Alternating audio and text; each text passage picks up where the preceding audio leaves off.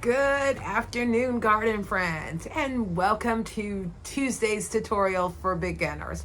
As I stated, today's tutorial is about container planting. That can either be pots or hanging baskets. And I'm going to be doing a combination of both of them today. As I stated, that's how I got started with gardening. And a lot of times people think that containers and hanging baskets are a lot more time consuming. And as I stated, because I don't have a drip system hung up to them, yeah, I could see where individuals could state that. But this is the beauty of it. You end up planting plants in small quantities to where your investment isn't a lot. It's easier to maintain, especially if you hand water like I do. It is the end of July. I normally do not plant pots in July because of the heat, but a couple of my pots that I had petunias in, and while I love petunias, they are very time consuming. I'm going to be using some different plants. The one I stumbled upon that is just absolutely beautiful. And the other one falls within the succulent family. And part of the reason of going with those is because succulents don't require a lot of water. I could probably go 2 days without having to water in this Atlanta heat. So let's go ahead and get started. Get these pots planted, get these hanging baskets done, get them placed where I want them to be at, and just go from there. Couple things, that I want to share with you guys. As I stated, I don't always use potting mix for my pots. I use a combination of topsoil, compost, and manure. And I feel that gives them a nice, healthy start. And two, I noticed that plants that don't require as much water don't tend to dry out. I find with the potting mix, it usually just runs through the soil, and at least with my combination, it is holding some of the water, so the plants are not drying out as quickly.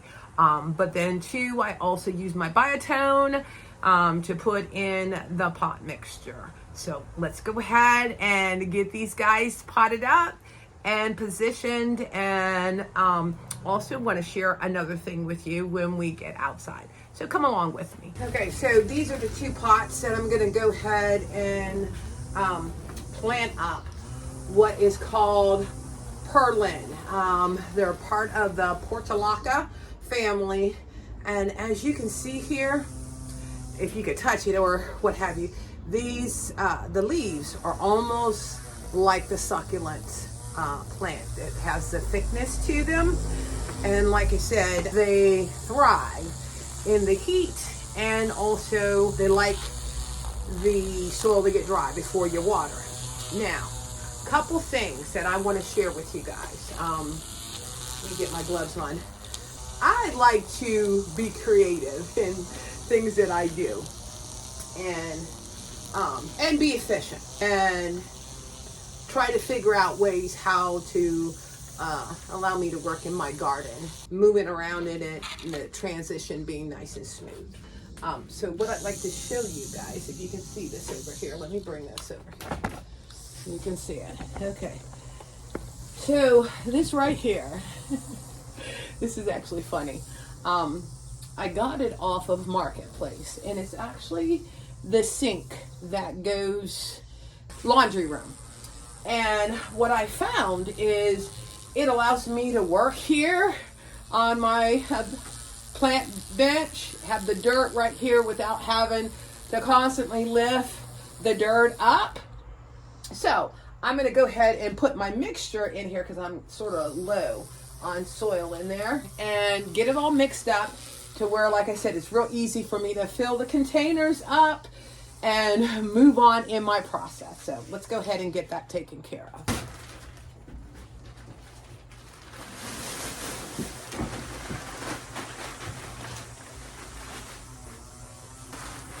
I end up doing 1 part of the topsoil and then half of the manure mix and compost.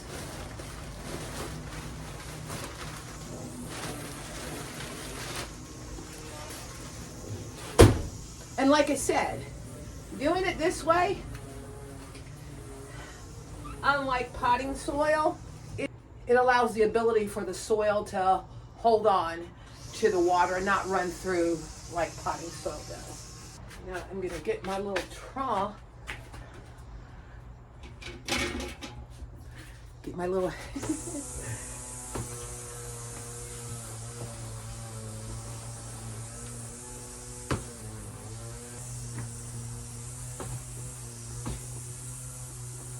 I want to make sure this is nice and mixed up. Okay, so we're going to go ahead and start getting the pots filled. And the one thing that I'm going to use is this water storing crystals. I used them last year and I don't know how I forgot about it this year, especially with the weather being the way it has been. But what it does is it helps keep it from being overwatered and underwatered. And based off the size of this pot here, I need to put a half a teaspoon mixed into the soil. So let's just go ahead and get this pot filled.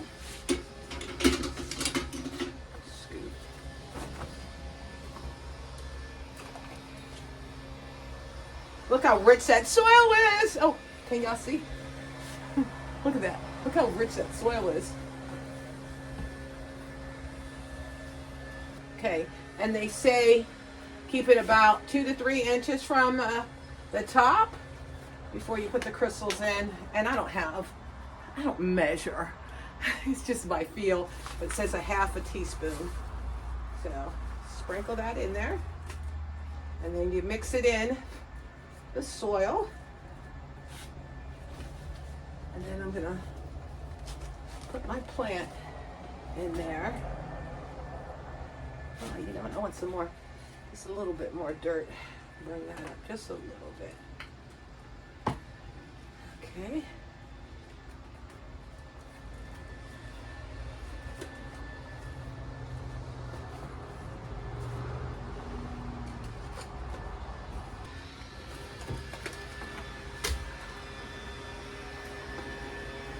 Okay, and look how cute that is. And the good thing is these guys will spill over the pot. So that's gonna look so cute. All right, so let me get the other one done.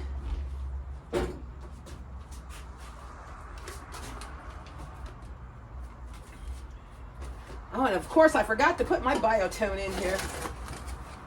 I'll sprinkle some on top.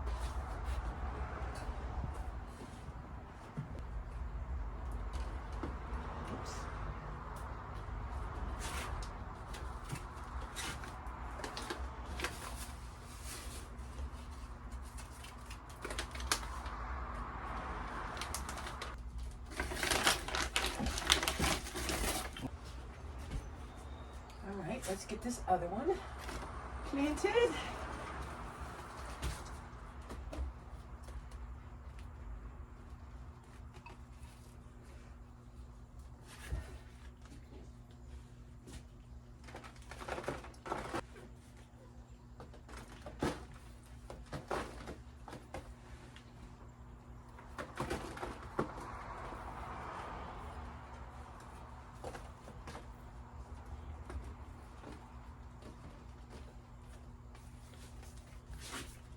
Okay, there's the other one. Let me tell you a little bit about this plant that I did not know. You can actually eat this. I did not know that, but the leaves and the stem you can eat, has medicinal uses for it. But they will get these gorgeous, and I think I got the pink and the yellow flowers on them that just open up, and then this will cascade down whatever container that you end up putting it in. So now I'm gonna get my hanging pots.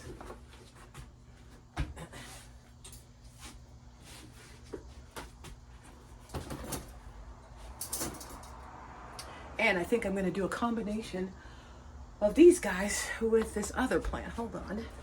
This is called a loose strife.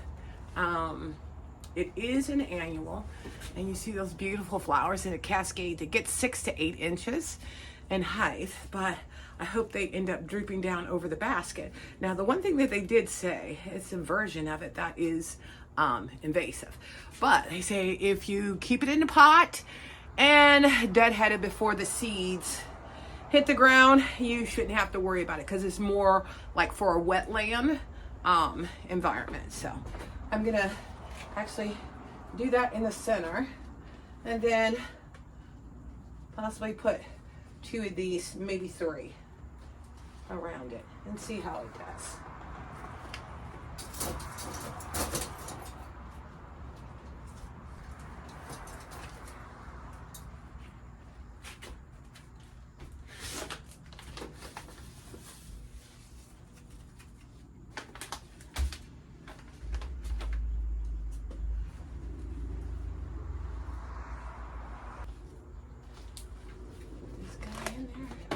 Those roots. Okay, so one of the things that I like to do is break open the root at the base to open it up, and so it can spread out. And then I think I want it going this way. Then you have more room, and then it's the plant is further down in the basket, because I hate it when you end up putting it in the basket because you got it filled up so much, the plant, and is not fully immersed down in the dirt. Okay, all right, let's go ahead and get this packed. I think the combination of the pink and yellow flowers are going to just look really pretty.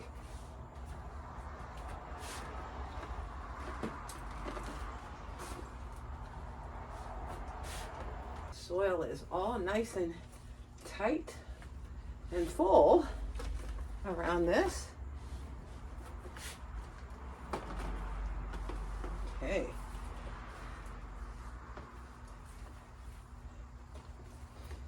This is my first time working with both of these plants, and I'm a tester. I like to test out different things. Oh yeah, I think those are seeds. Oh, maybe not. Maybe those need to be open. Oh, this is a seed. See how they do, and then that'll let me know if the next year I'm going to try out the plant. All right, so I'm going to go ahead and get the other 2 baskets done, but I don't think I have enough of the Perennial to fill them up like the rest of them. But I'll just run to the store and get some more for the ones that I can't finish. So I'm going to go ahead and get these taken out and hung up, and then the pots where they're going to be positioned and water, and then I'll go ahead and finish the other 2 containers. Okay, with gardening, something is always going on. Okay, so I thought these new planter holders for my hanging baskets were the right size. These are actually too small, so I'm not going to be able to plant up the other 2 baskets until I get my new ones back in. But what I showed you is pretty much the gist of potting up containers and hanging baskets. So let me go ahead and show you so you can see where I put them at, okay? And then my other thing that I want to show you outside. So this is where I ended up placing Perennial next to my summer patience. And I think that combination of the white pots and then the yellow red tipped flowers are going to be such a nice complement to this container arrangement that I have done. All right, and this is where I ended up putting the hanging baskets. This area does get morning sun till probably about 1 o'clock.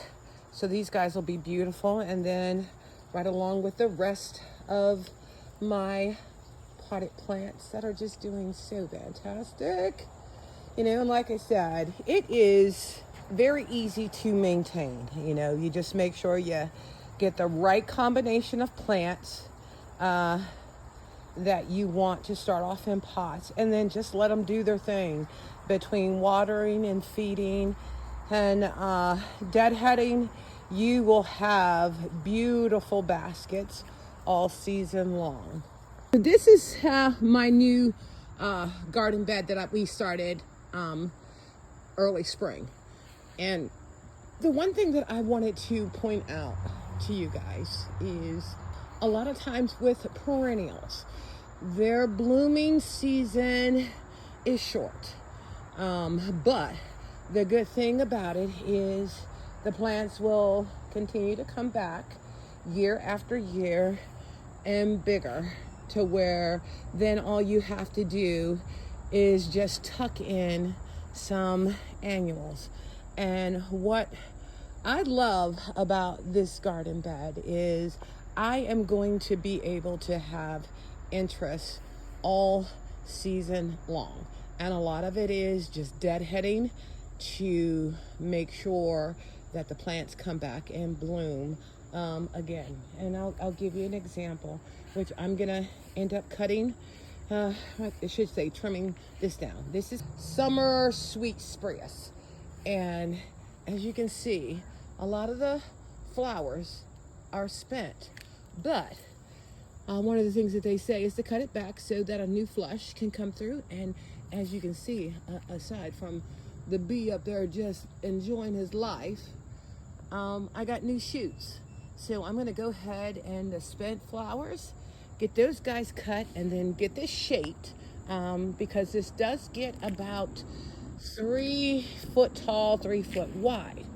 And then, like I said, while this is getting its new shoots on it, my Mary Ann lantana is going to be bursting, along with my African daisies, and also I think those are buttercups, daisies.